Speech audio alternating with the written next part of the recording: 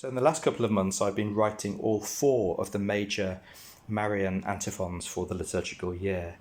We've got the Ave Regina Celorum, the Regina Caeli, the Salve Regina, and then of course I've just finished this fourth one, the Alma Redemptoris Mater.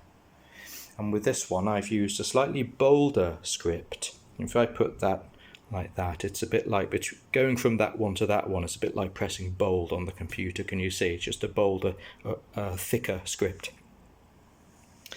I've used black Indio ink for the text, and I've used a lovely blue ink for the notation. Blue, obviously for Our Lady, but very much inspired by my view, which is very much part of my calligraphy.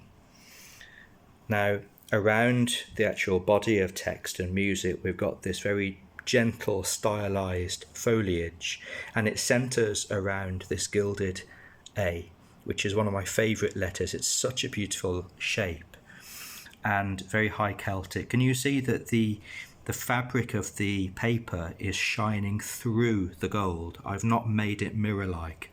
I've actually made it so that you can see that paper texture. I really like that. I'm in love with the paper I use. I think it's very much part of the artwork. And so I really like it to be represented within the gilding. I think it looks lovely. And you got this branch work sort of looping around the A. See, sometimes I've looped it over the A like there, and then there it's behind the A, so over and behind, same here, and that just gives a bit of visual interest. And it consists really of a branch, various brown colours, and then leaves in two shades of green, and then we've got this kind of very spiky foliage in blue, yellow and tangerine, each with a bit of white added to it. And then we've got some kind of cherry shaped and cherry coloured, in fact, bubbles, which I suppose could be buds, or they could be sort of fruit, or whatever you want them to be really in your mind. It's all very stylised. And then throughout the decoration we've got these gold bubbles dotted around, just a little bit more visual interest. And I've produced those in liquid gold, not in 22 karat gold, so they still shine, but not quite as brightly as the letter. I didn't want to detract from the letter.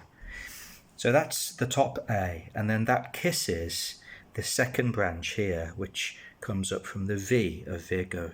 That goes up to there, exactly the same blue, tangerine and yellow foliage with green, and then the cherry shaped, cherry coloured bubbles there, and then the gold bubbles, and that loops all the way down, and it comes in this big sweep to the base of the text. And it's kind of almost a way of putting a gentle underline on what I've done. And again, for a little bit of visual interest, I've continued the bubbles right to the end, and then also, can you see, going up the page in the right hand margin, you almost can't see them, just a little gentle bit of decoration, and that really ties in, going all the way around like that. So there we are, and you can see that when you're looking at certain angles, the A and the V are almost lost within the foliage, which I think is really lovely.